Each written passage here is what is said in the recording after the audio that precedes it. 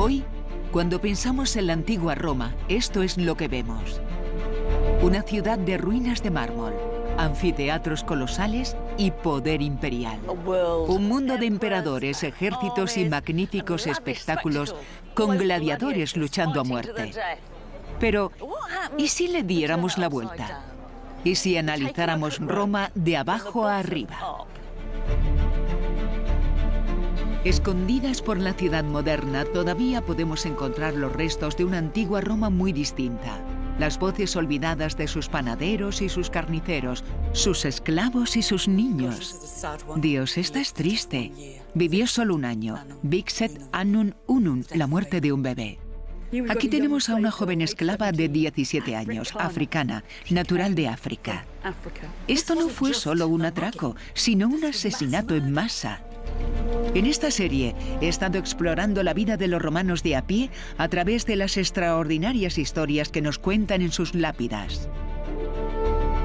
Ya hemos visto cómo el imperio convirtió a Roma en la primera ciudad global del mundo, un lugar donde 1 millón de personas de 3 continentes vivieron juntas, donde la vida estaba llena de lujos y risas, pero también de enfermedades y peligros. En este último episodio, deseo inquirir aún más y cruzar las puertas cerradas de las casas romanas para conocer sus vidas personales y sus preciadas posesiones. Esta es una pieza valiosísima, porque es la única cuna del mundo romano que ha sobrevivido. Y conoceremos a algunos extraordinarios romanos corrientes que nos mostrarán un retrato íntimo de la familia romana, en ocasiones oscuro y muy sorprendente. Al entrar en las casas romanas, nos encontraremos en lugares repletos de historias, tanto impactantes como hermosas. De parejas enamoradas, por supuesto, pero también de embarazos adolescentes, bebés abandonados, amas de casa ebrias, esclavos fugitivos, tríos sexuales y un caso muy desagradable de violencia doméstica.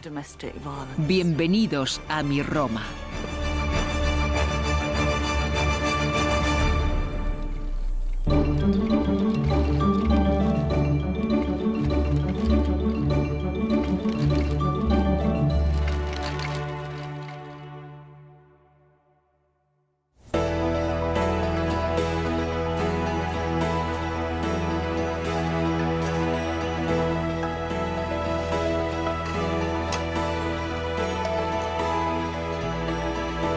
Esta casa en Pompeya es el ejemplo perfecto de una casa romana convencional. Entrabas por la entrada principal a una amplia sala, de la que nacían varias habitaciones. Un estanque para recoger agua y frente a la puerta principal, una mezcla de recibidor y estudio llamado en latín tablinum. La idea general es que aquí es donde el dueño de la casa, ataviado con su toga, recibía a sus invitados, mientras que en la parte trasera de la casa, en sus estancias privadas, es donde encontramos a su esposa, a sus hijos y al cocinero, trabajando arduamente con un horno caliente. El problema es que podemos hacernos una idea un tanto cómica sobre los posibles señores de Pompeya, o mejor dicho, tendemos a formarnos una imagen idealizada al imaginar a nuestras propias familias, vestirlas con togas, añadir un par de esclavos y decir, ¡tachán! Esto es una familia romana.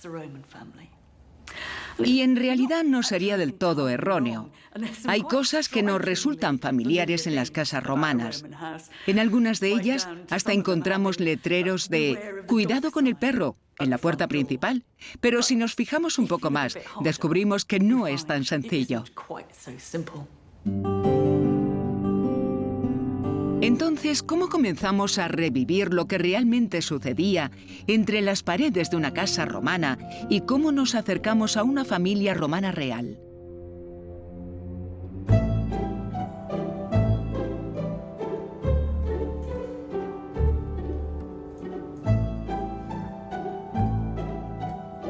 La mejor manera es fijarse en lo que los propios romanos nos cuentan en sus tumbas. Cuando entras a un lugar como este, lo primero que capta tu atención son las estatuas de ricos y severos emperadores y señoras con peinados caros. Pero si miramos más allá, hallaremos miles de voces de romanos corrientes instándonos a leer sus historias.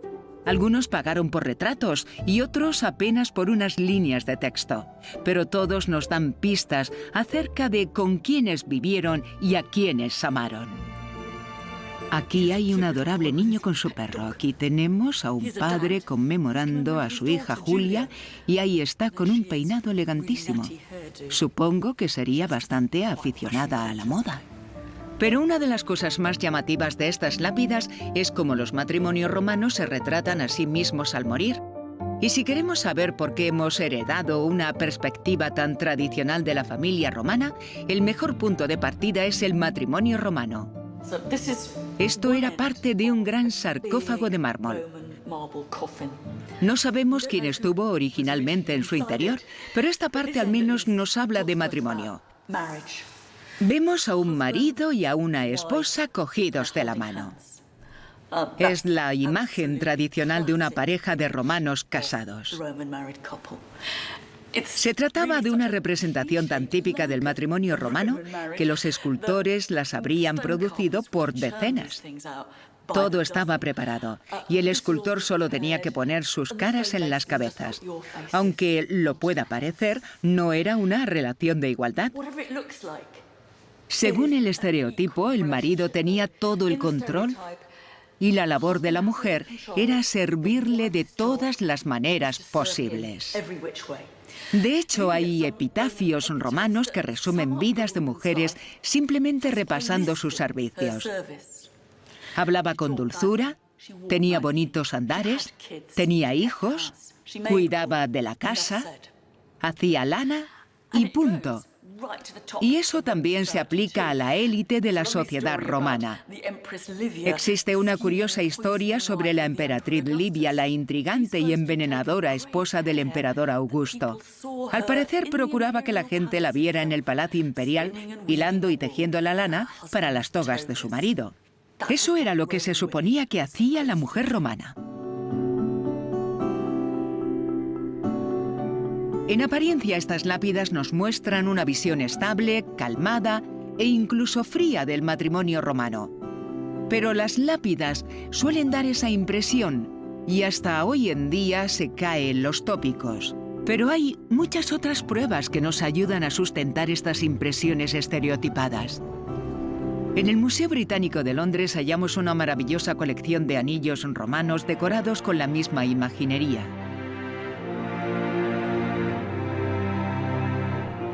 Nos resultan bastante familiares. De hecho, sabemos que donde preferían ponerse el anillo era en el dedo al que llamamos anular. Algunos médicos romanos creían que existía un vínculo directo entre ese dedo y el corazón, y es difícil encontrar grabados distintos al estándar de las manos entrelazadas, pero es posible en contadas ocasiones. Este anillo de aquí es bastante sencillo. Pero en el centro pone en latín Te amo parum, que significa literalmente no te amo lo suficiente. Resulta raro de primeras. Es extraño imaginar darle un anillo de oro carísimo a alguien para decirle: toma, te doy este precioso anillo, pero tampoco te quiero tanto. Posiblemente se trate de algo más inteligente que eso. Y creo que su significado real debe de ser: no te puedo amar tanto como mereces ser amada. Eres tan fantástica, hermosa y encantadora que nadie podría amarte tanto como deberías ser amada. Es la maravillosa e insólita voz de una persona en particular gritando a través de los tópicos del matrimonio.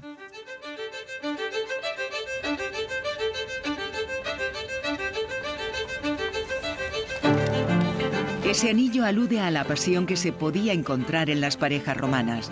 Pero también la hallamos al prestar atención no solo a la voz del hombre y al pensar desde el punto de vista de la mujer.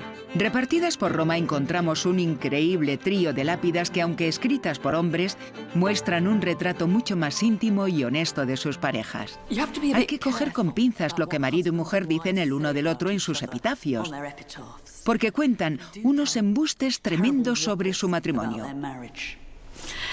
Vivimos durante 30 años sin cruzar una mala palabra.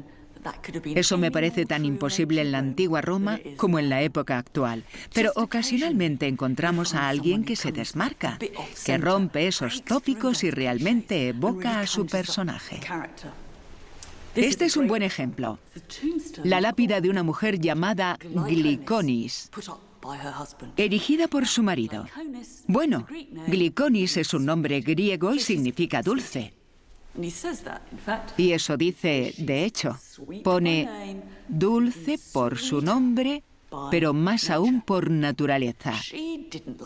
A ella no le gustaba ser austera y correcta, dice. Prefería ser un tanto salvaje.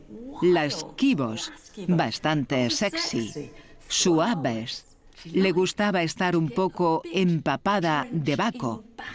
Baco es el dios del vino. Así que lo que está diciendo es que ella era un poco salvaje y que le gustaba tomarse una copa o dos. Es una lástima, dice, que no viviera para siempre.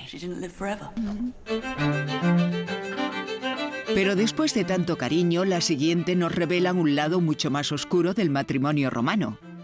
Aquí hay otra lápida que nos parece muy especial, pero que esconde un crudo desenlace. Fue erigida por un matrimonio. Él se llamaba Restutus Piscinesis y la esposa se llamaba Prima Restuta. La erigieron fecerunt para Prima Florentia, su querida hija, Filia Carissimi, su queridísima hija. Hasta aquí todo normal. Pero ¿cómo murió ella? Fue arrojada de Quepta Est in Tiberi, en el Tíber, por su marido Orfeus. Ella apenas tenía 16 años y medio. Si su madre y su padre estaban en lo cierto, este fue un caso de homicidio doméstico. Me temo que algunas cosas nunca cambian. La mujer de esta última lápida merece ser mucho más famosa de lo que es. Su historia nos ofrece una visión muy distinta de la virtud y fidelidad romanas. Fue erigida a una mujer llamada Alia Potestas. Era una ex-esclava liberta de un hombre llamado Aulus, su pareja. Comienza con algunos elogios bastante típicos para una mujer romana. Siempre era la primera en levantarse por la mañana y la última en acostarse por la noche. Se encargaba de todas las tareas domésticas. Pero entonces empieza a resultar un poco extraña porque el escritor se expresa de manera explícita sobre su cuerpo. Aquí dice que tenía unos pechos blancos como la nieve y unos pezones pequeños. Y que sus brazos y piernas eran maravillosamente suaves. Y después explica por qué. Porque era una depilator muy activa. Buscaba cada pelito y lo arrancaba. Pero la cosa no acaba aquí. Esta mujer tenía 2 amantes con los que convivía. Vivían juntos en una casa, en una domus, y lo hacían en perfecta armonía. Esto es, en otras palabras, un ménage à trois a la romana. Pero después de su muerte, los hombres tomaron rumbos distintos y fueron envejeciendo por separado. Si queríamos un ejemplo de cómo las relaciones romanas podían ser tan caóticas, rebuscadas y confusas como las nuestras, ese sería el hogar de Alia Potestas. Pero no puedo evitar preguntarme cuál hubiera sido la versión de Alia Potestas sobre estos hombres. Si esas 3 voces nos cuentan cómo podemos llenar una casa romana con un inesperado conjunto de ocupantes, ¿qué hay de la propia casa? Si miramos más allá de las elegantes casas de Pompeya con sus grandes vestíbulos y costosas pinturas, descubriremos que las casas romanas podían ser tan dispares como sus relaciones.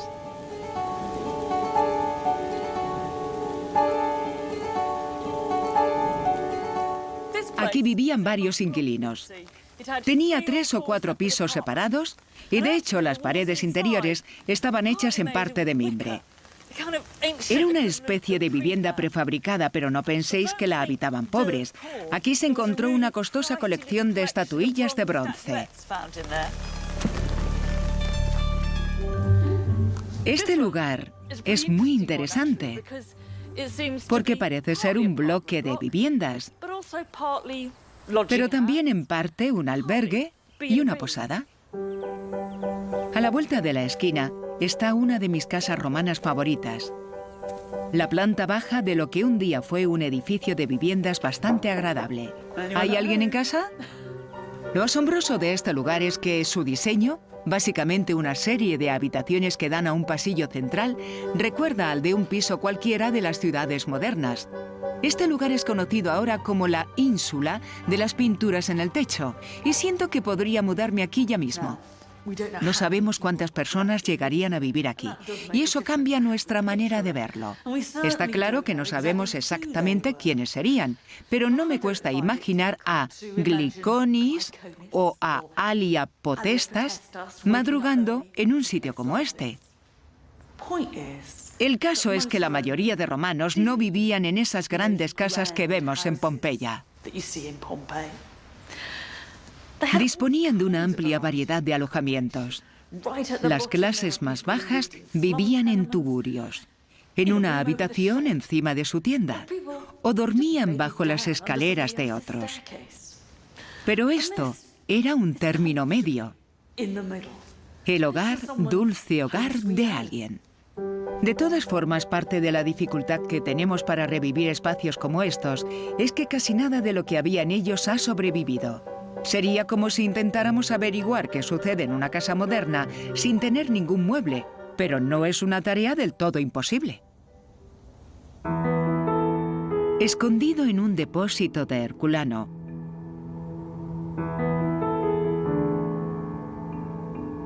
se halla un valiosísimo tesoro en forma de mobiliario doméstico, encontrado en las casas de la ciudad. Carbonizado cuando el Vesubio entró en erupción en el año 79, ha sido cuidadosamente reconstruido. Es muy evocador. Aquí tenemos una mesa del tipo que tendríamos junto a la cama y sobre la que comeríamos y beberíamos. No todos los romanos se acostaban para comer, sino que algunos ponían sus alimentos aquí, se sentaban y comían. Y aquí hay 2 cestitas de mimbre a las que les podemos quitar la tapa.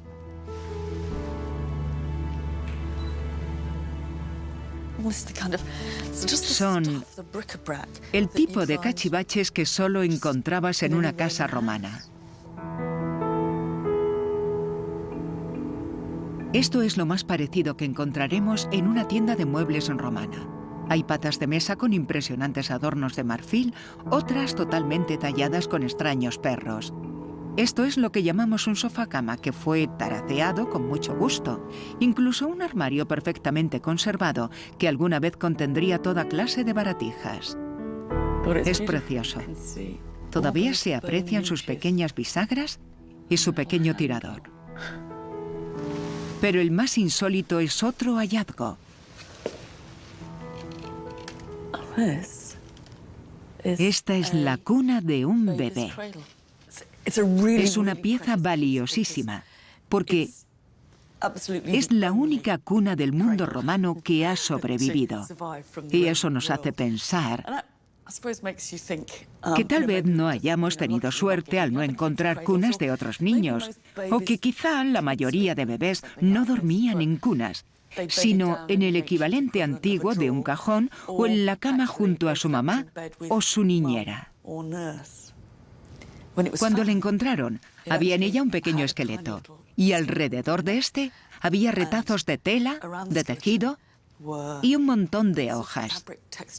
Y parecía como si ese bebé hubiera estado durmiendo en un colchón relleno de hojas y tapado con una manta cuando se produjo la erupción del Vesubio en el 79 y puso fin a su corta vida. Todavía hoy conmueve mecer la cuna, que fue mecida por madres y niñeras romanas. Para mí esa colección de muebles simboliza todo lo que podemos situar en las casas romanas si lo intentamos. Ya no solo sus trastos, sino a los maridos y a las esposas con sus caóticas relaciones. Ver la cuna de un bebé tan de cerca nos hace pensar en la figura de los niños en el hogar romano. Ese bebé, obviamente, no sobrevivió a la erupción del Vesubio, pero si lo hubiera hecho, ¿hubiera tenido una infancia muy diferente a la nuestra? Hoy en día, separamos la infancia del mundo de los adultos. Vestimos a los niños con ropa muy distinta a la de los adultos. Tienen su propio entretenimiento, sus propios libros, consumen alimentos distintos y en los últimos 50 años incluso inventamos la categoría adolescente. En la antigua Roma, la infancia era diferente. Casi nunca hemos visto u oído acerca de los niños en las casas romanas. Generalmente son desterrados a la parte trasera de la casa y rara vez son mencionados. Hoy, el único modo de escuchar sus voces es centrarse en los muertos. En estos libros hay registradas más de 30.000 lápidas de la ciudad de Roma de gente de todas las edades, sexos y clases sociales, pero impacta la cantidad de lápidas de niños. Aquí hay cientos y cientos de ellas. Esta es la del pequeño Titius Eutychus, que apenas vivió 4 años. Y esta es la de Titius Phosphorus, de 5 años. Pasamos la página y está Titia Regilla, de 1 año, 5 meses y 11 días. Estos son solo unos pocos de la T y encaja con lo que sabemos sobre la mortalidad infantil en Roma. Por lo menos la mitad de los niños no habrían llegado a los 10 años y 1/3 ni siquiera a su primer cumpleaños. Hay que tener un corazón de piedra para que no te conmueva esa estadística. De todos modos, no todo es pesimismo. Mi favorito indiscutible es un personaje tremendo. Una niña que murió con apenas 5 años, pero que nos transmite su personalidad. Se llamaba Geminia Agate Matri y no resultaba muy femenina. Tenía un pueri voltum, la cara de un niño, pero era un alma cándida. Ingenio docili. Era bonita y un poco mimada. Veneranda. Era pelirroja y llevaba el pelo corto por arriba, pero me lo dejé largo por la espalda. Y luego dice, no os aflijáis mucho por mí. Tomaos una copa y no os lamentéis mucho porque mi cuerpecito esté descansando. Es como si se estuviera dirigiendo a sus parientes. Pero creo que también es un mensaje para nosotros, porque aunque estas lápidas hablen de muerte, para mí también destilan amor, cariño y vida, en definitiva. ¿Y qué pasaba si los niños como la pequeña Geminia Matri sobrevivían?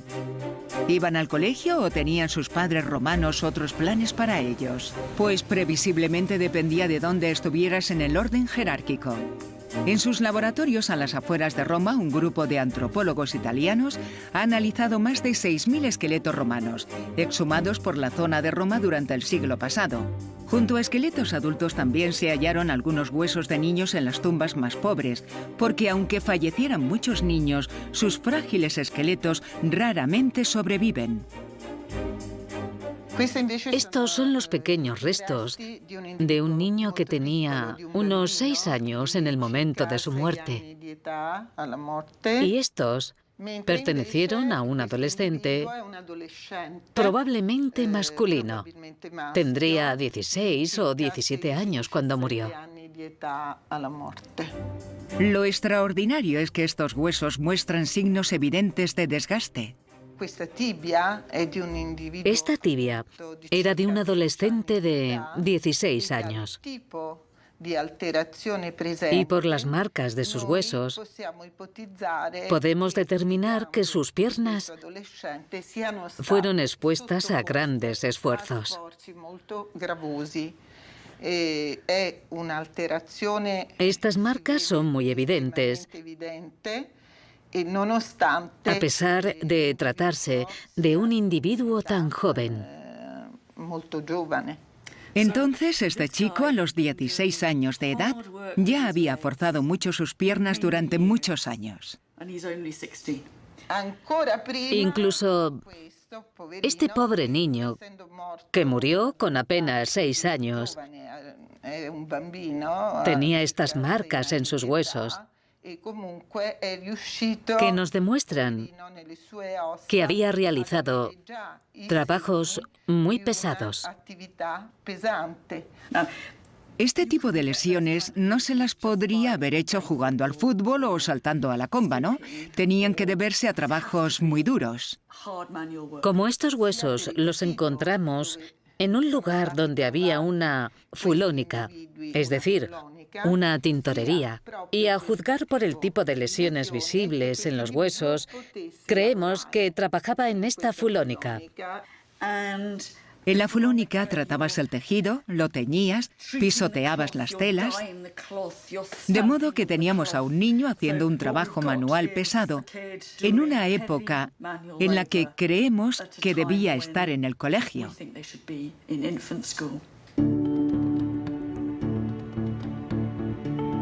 El equipo de Paola también encontró en la tumba de una niña de 1 año una extraña colección de dijes que formaban un pequeño y precioso collar.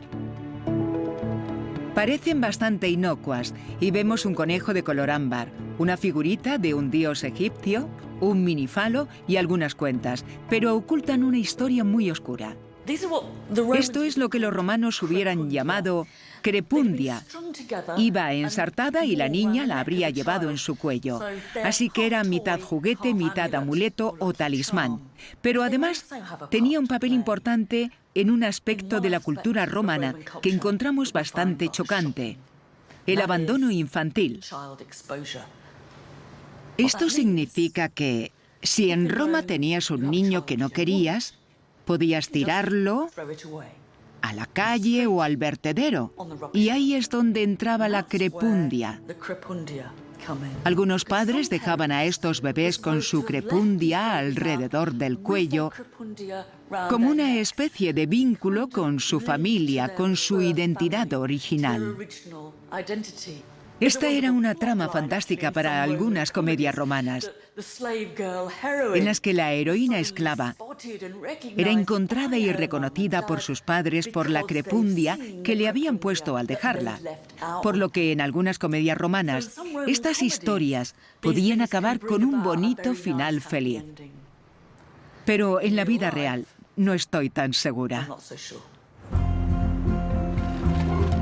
El hecho inevitable para los niños de las familias más pobres era que si no los habían abandonado, y sinceramente no sabemos cuántos lo fueron, tenían que trabajar en cuanto fueran considerados capaces, a veces ya a los 5 años. Pero si ascendemos en la escala social, las cosas eran diferentes. En el centro de Roma, en una galería cubierta justo detrás del foro, aún podemos encontrar restos de una escuela romana, y en sus paredes enlucidas encontramos escritos, dibujos y hasta caricaturas del maestro de escuela que nos recuerdan lo poco que han cambiado los niños. Aquí tenemos un estupendo dibujo de un hombre con barba. Y como es típico en Roma, un pene. Aquí tenemos una práctica de las letras A, B, C y D. Y también pequeños fragmentos de poesía en latín. Esto parece un antiguo pupitre de colegio y creo que es eso exactamente. Los colegios de Roma no eran como los nuestros. Las clases se impartían en galerías como esta, bajo la sombra de los árboles o incluso en las calles. Casi todos eran de pago y por tanto para ricos, y eran solo para chicos. Algunas de sus lecciones eran muy parecidas a las nuestras. Aprendían a leer y escribir y estudiaban una lengua moderna, en su caso griego antiguo, pero no estudiaban ciencias, sino oratoria y poesía.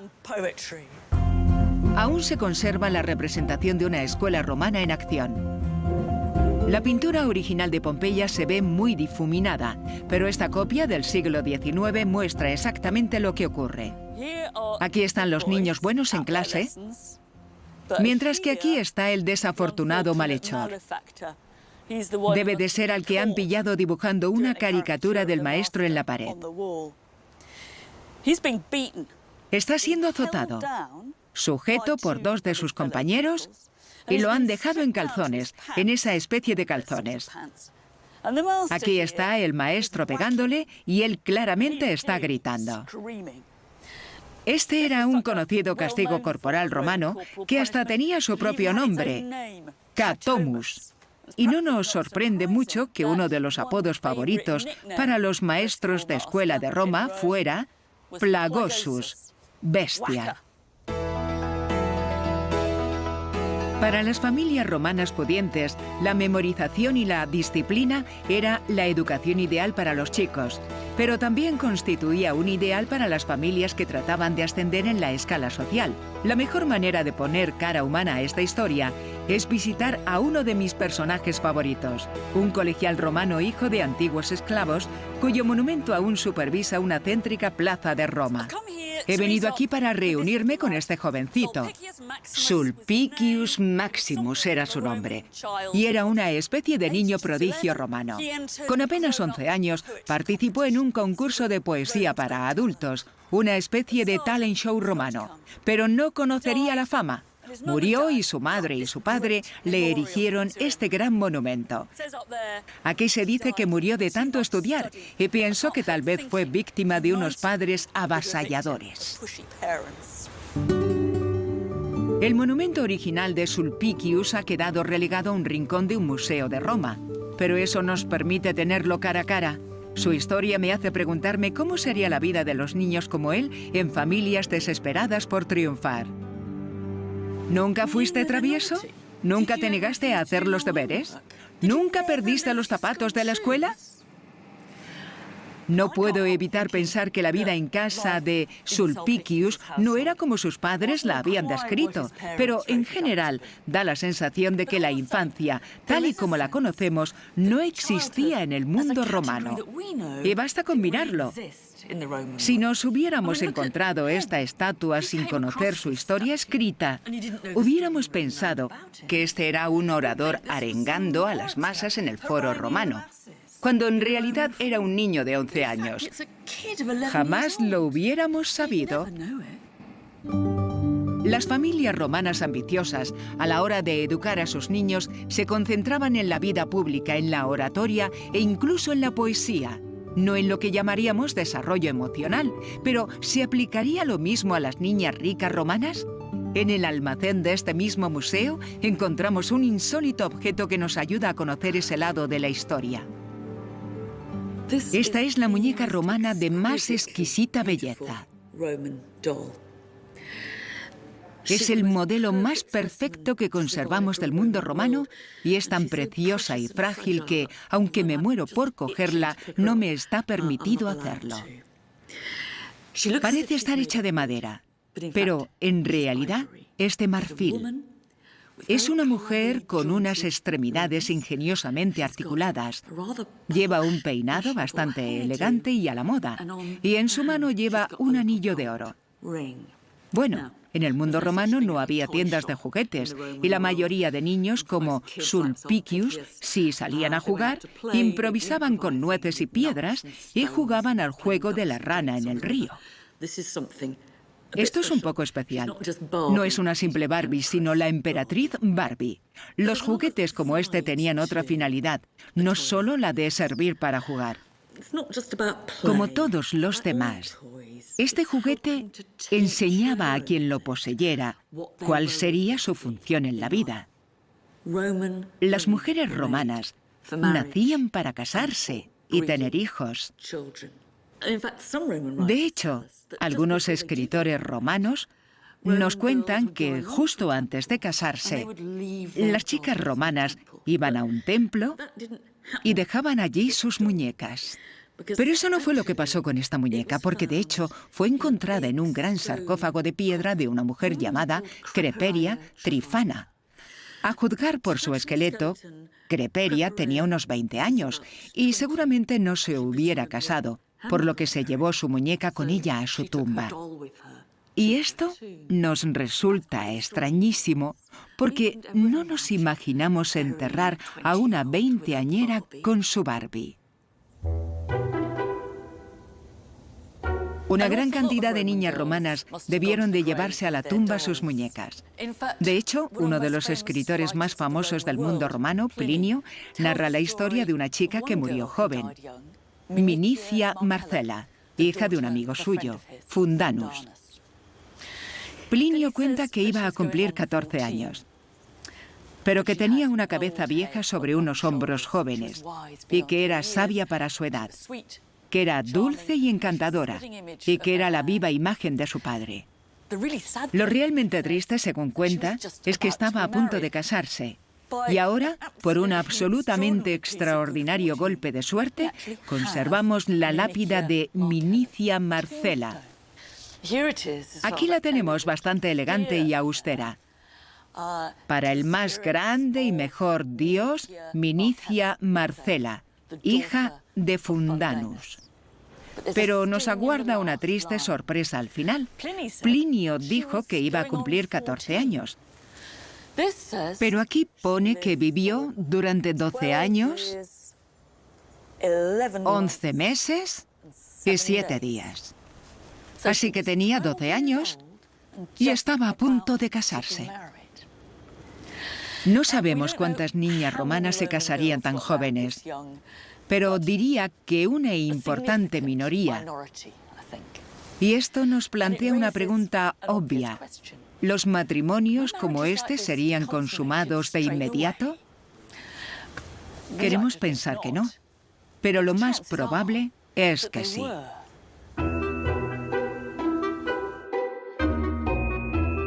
Cuando juntamos a todos estos niños, a los niños trabajadores, a los niños poetas y a las niñas prometidas, la infancia romana puede resultar una etapa bastante cruda de la vida. Pero podríamos estar equivocados. Para ayudarme a poner esto en contexto, me he reunido con un compañero y padre de 2 hijos, Greg Bull. Todavía me cuesta comprender la infancia romana, es decir, ¿realmente era tan brutal? No estoy segura de si era tan distinta a la nuestra. Algunas etapas eran brutales y otras eran distintas, pero muchas eran iguales. Tenían una infancia, aunque algo más corta que la de nuestros hijos. Pero no estaban tan protegidos como los niños occidentales actuales, ¿no? Eso es cierto. No tenían una habitación llena de cosas de niños, no tenían entretenimiento para niños ni ropa para ellos. Eran muy pocos los niños ricos que podían tener un pedagogo griego, o esclavos o niñeras que los llevaran a la escuela. La mayoría de niños hacían lo mismo que los adultos en los mismos sitios que ellos. Estamos comparando un mundo donde nacían muchos niños y muchos de ellos morían, donde estaban completamente integrados en el mundo de los adultos, con un mundo en el que no nacen muchos niños, la mayoría de ellos sobreviven y sus infancias se prolongan hasta un punto en el que los romanos ya los hubieran considerado jóvenes adultos. Ya. Y si tenemos en cuenta que al menos la mitad de ellos morían antes de los 10 años, ¿cómo afectaba eso a la relación entre padres e hijos? Cuando se pierde un niño es una tragedia en cualquier sociedad y en cualquier época. Y cuando los romanos perdían a sus hijos, nos consta que podían quedar destrozados, pero era una tragedia habitual, la misma que habrían sufrido otras familias en su calle, y la misma que habrían sufrido sus padres. En efecto, las lápidas nos demuestran que, aunque fuera algo frecuente, era terriblemente doloroso. En cierto modo, tampoco a nosotros nos resulta todo lo ajeno que nos gustaría, pues me ha impactado la lápida que está en la pared de este bar. Es evidente que son una madre, un padre y un niño pequeño que está tomando a un perro que está cargando a su mascota, y podemos reconocerlos como madre, padre e hijo con todo lo que asociamos a la familia. La diferencia es que el proyecto de tenerla era mucho más arriesgado. Su existencia era mucho más precaria. Sí, realmente, la conclusión es que la infancia romana suponía un gran riesgo. Por supuesto, no debemos olvidar que para una mujer romana, ese riesgo no era solo criar a los hijos, sino también ser fértil. En un mundo con pocos cuidados médicos, como los entendemos, el embarazo romano no siempre era sencillo, y uno de los objetos que mejor nos presenta este mundo es un inquietante instrumento médico hallado en Pompeya. Dios.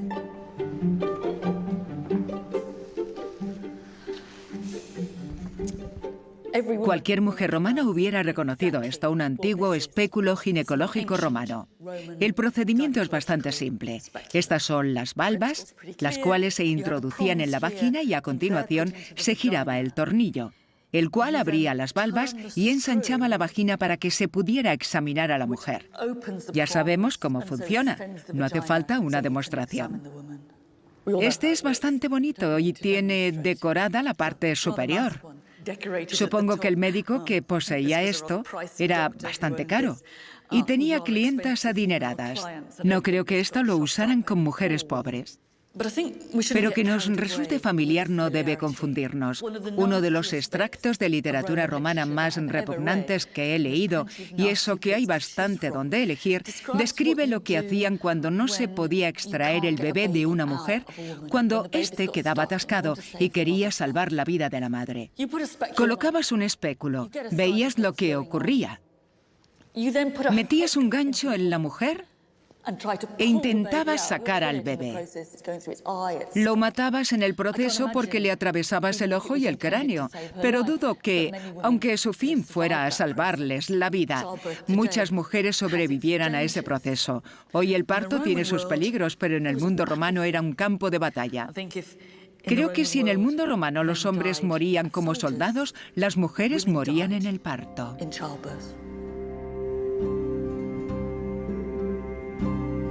Resulta difícil imaginar tales experiencias en la casa romana en sí. Las habitaciones donde mantenían relaciones y daban a luz nos han dejado unas cuantas camas, pero ninguna doble, y un montón de pinturas eróticas.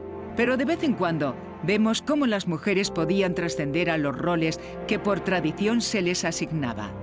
En una casa de Pompeya, conocida ahora como la casa de Julius Polybius, por el que había sido su propietario, encontramos a una mujer que podía haber hecho eso. Y he venido a verla con mi compañero Andrew Wallace Hadrill. Lo que me interesa de esta extraordinaria pintura es que muestra un sacrificio religioso y está llena de un extraño simbolismo religioso, como esta serpiente en el altar. Pero lo que más me interesa es esta pareja de aquí, porque me parece que representan al cabeza de familia y a su esposa. Y es muy poco frecuente, porque lo habitual es que solo hubiera un hombre ataviado con su toga haciendo el sacrificio y que todo el mundo dijera, este debe de ser el cabeza de familia. Pero aquí también la tenemos a ella. Se ha colado en este acto, y es que esta mujer, al tener sus propiedades completamente separadas de las del marido, es posible que fuera más rica y poderosa que él. ¿Qué hacía esa señora ahí, justo en el centro de la imagen, si no era más rica ni más importante que el hombre a su lado?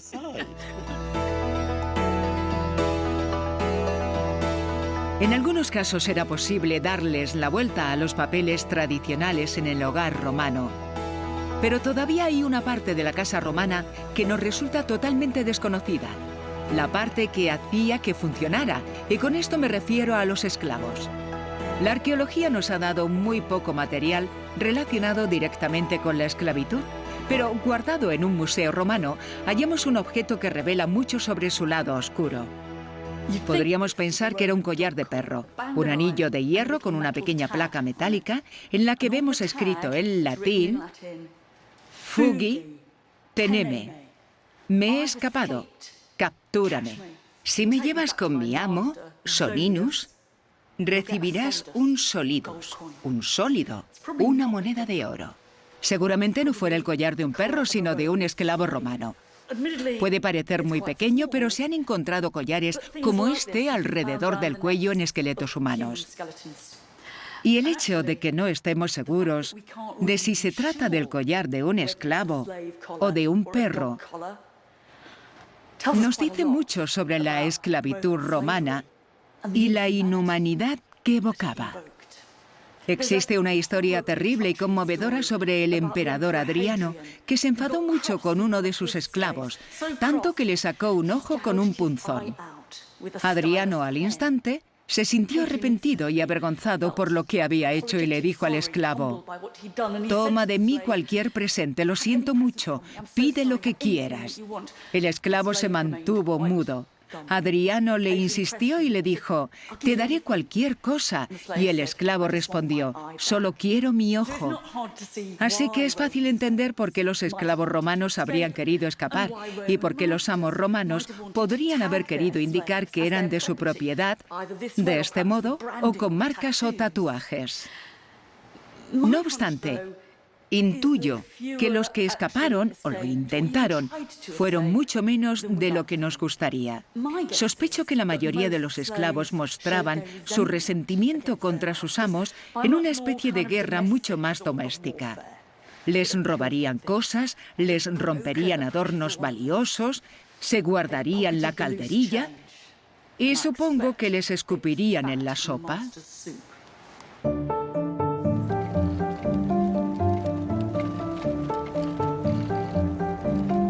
Hoy la esclavitud es uno de los tópicos más desagradables de la cultura romana. Lógicamente es una palabra cargada con todo tipo de prejuicios modernos, pero lo cierto es que estaba muy arraigada en la cultura romana. En una población de 1 millón, 1/3 podían ser esclavos y no eran exclusivos de los ricos. Los más pobres también los tenían y hasta algunos esclavos tenían esclavos. La esclavitud romana era brutal, pero en las relaciones entre amos y esclavos no todo era tan blanco o negro como tendemos a imaginar. Está claro que hubo miedo, desconfianza y odio por ambas partes. De hecho, hay algunos mitos urbanos romanos maravillosos sobre esclavos mucho más astutos que sus pobres y sufridos amos. Pero al mismo tiempo hubo mucho respeto, afecto e incluso amor. Uno de los mejores lugares que mejor nos revelan las conflictivas emociones de esa relación es una de las casas más grandes de Pompeya. En un conjunto de habitaciones del jardín trasero hay unos baños privados con algunos mosaicos bastante gráficos. Estos aluden con bastante claridad a una parte del trabajo de los esclavos que tendemos a olvidar: el sexo. Entonces, esta era la entrada a la sala de la sauna. Sí, sí. Y lo que vemos aquí son unos estrígiles, unos objetos de bronce que se utilizaban para quitarse el aceite del cuerpo. Es bastante ginecológico en el fondo. Y el caso es que no podemos entenderlo realmente sin mirar a este hombre de aquí, a esta figura negra desnuda tan extraña. Lleva unos calzones blancos. Lleva un taparrabos blanco que claramente no cumple su función. Precisamente no cubre sus genitales. Su pene. Porque son enormes y que cuelgan. La punta de bronce va a juego con esas lámparas o frascos o lo que sea que lleve en sus manos. Y cuya apariencia es fálica. Así que a medida que entramos, va revelando una temática sexual muy intensa. Pues bien, esta es su pequeña sauna. En el momento en que entras, el eco te rodea. El eco. Es estupendo, ¿verdad? Es un espacio fantástico. ¿Y esto? Mira esto. Este mosaico a mí me sugiere sexo en la piscina. Parece ser otro esclavo, ¿verdad? Lo que esto transmite va relacionado con la sexualidad del baño, pero también con el uso de los esclavos, con su disponibilidad total, su disponibilidad corporal para el sexo con sus amos. Nadie que viviera en una casa grande decía, me voy al burdel. Utilizaban a los esclavos como querían y cuando querían, y esa era la base de la esclavitud. Pero lo interesante es que no era solo el señor de la casa quien abusaba de esclavos, tanto masculinos como femeninos, sino que también las propietarias y mujeres preponderantes de la casa abusaban de los esclavos masculinos y posiblemente de los femeninos. Esta es la parte más desagradable de la esclavitud romana. Ser presionados a tener sexo con el señor o la señora era un asalto a su libertad, pero esa era la cuestión. Habías perdido tu libertad, la libertad de controlar tu cuerpo. Pero tampoco debemos pensar que, porque hubiera sexo, esto tuviera que ser siempre algo malo para los esclavos. Constantemente encontramos casos de esclavos que se casaron con sus amos. Sí. El sexo era una forma de ganar dinero, pero también una vía hacia la libertad. Y esta es la gran paradoja sobre la esclavitud romana. Podemos pensar que era cruel y que a veces llegaba a la violación, pero no era siempre de por vida. Y si nos fijamos en las lápidas, sorprende ver que la mayoría de las que se conservan en la ciudad de Roma pertenecieron a exesclavos, fueron liberados por miles. Aquí tenemos una señora con un nombre fantástico, una exesclava, según dice, una liberta. Y su nombre era Betia Erotique. Me gusta ese nombre. Esta lápida es bastante curiosa. Fue erigida por un exesclavo, un libertus, para su propio esclavo. Era muy querido para él, carísimo. Esta es una mujer con un trabajo interesante llamada Dorcadis. Y es la exesclava de Julia Augusta, es decir, la emperatriz libia. ¿Cuál era su trabajo?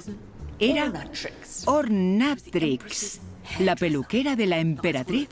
Un trabajo bastante bueno. Aquí vemos una bonita imagen. Estaba en una lápida y nos muestra a un esposo y una esposa, supongo, disfrutando de un banquete. Pero es el jovencito de la izquierda el que me interesa. Está sirviendo la mesa y debe ser un niño esclavo. Había miles y miles como él en Roma. No sé de dónde procederían exactamente todos ellos, pero estoy casi segura de que no todos provenían del mercado de esclavos, como solemos pensar. Probablemente la mayoría de ellos habría nacido en la casa, y al igual que este jovencito, habrían conseguido acercarse bastante a sus dueños, servirían la mesa y tendrían niñeras y tutores. Esto comienza a darnos un enfoque diferente sobre la esclavitud romana y nos ayuda a entender por qué se podían llegar a establecer fuertes vínculos afectivos entre amos y esclavos. De hecho, la concepción romana de la palabra familia no solo incluía al marido, a la esposa y a sus hijos, sino que incluía a los esclavos. En Roma, estos eran parte de la familia. Y esto es lo que me decepciona tanto de la imagen preconcebida de la familia romana. Los esclavos no siempre quedaban aislados, sino que eran miembros de la familia como el señor y la señora. Pero la mejor manera de ver lo abierta que podía ser esta es visitando la tumba de una familia romana. Y he venido a ver algunas en la antigua Ostia con Cory Brennan de la Academia Americana de Roma. Esto parece un callejón de la ciudad de los muertos. Pues eso es precisamente lo que es. Y aquí tenemos una casa en esta ciudad de los muertos, por así decirlo. Es algo que Marcus Sanius Aristo creó para él y sus antiguos esclavos. Los libertis, los exesclavos, y las libertabus, las exesclavas. También es interesante que aquí en la última línea deje claro cuánta tierra poseía para esta tumba, ¿no? Con eso no solo delimitaba el perímetro legal de su espacio, sino que era una forma de alardear sobre la propiedad que tenía en esta ciudad de los muertos. Lo importante entonces es que amos y esclavos eligieran vivir juntos en la muerte y no solo en la vida. En cierto modo, estas tumbas reflejaban sus propios hogares con habitaciones separadas, plantas superiores y espacios para urnas que superan en número a la familia nuclear. Lo que llama la atención cuando entras es su sentido de comunidad, la gran cantidad de gente que fue enterrada aquí. Bueno, aquí tenemos unas 2 docenas de nichos y cada uno es doble. Así que hablamos de unas 48 personas, más o menos. Es interesante ver cómo están todos mezclados. No pasas por aquí y dices, aquí está el nicho de los amos. De hecho, es difícil saber dónde habrían estado. Esto es completamente distinto a lo que vemos, por ejemplo, en la Inglaterra victoriana, donde la idea de que los señores de la casa y sus hijos fueran enterrados en la misma tumba que el cocinero, la criada o el mayordomo era absolutamente impensable. Pero esto pretende ser un ideal. Esta es la imagen que estas personas con tantas aspiraciones, querían transmitir. Una imagen de inclusión, de gran familia. La severidad no le interesaba a nadie. Y esto nos muestra un lado más dulce de esa horrible esclavitud. Sí, era un gran alarde. Esta tumba es para mí y mis ex-esclavos.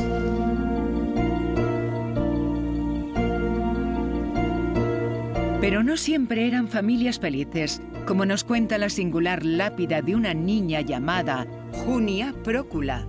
La historia que narra parece una telenovela romana. La lápida fue erigida por su padre, un hombre llamado Eufrosinus, y la erigió para su niña, pero también para sí mismo y para otra persona cuyo nombre sería borrado. ¡Qué raro! ¿Por qué lo borrarían? En la parte trasera de la lápida se resuelve el misterio, porque encontramos otro texto escrito. Por lo visto, Eufrosinus había tenido una esclava llamada Acti.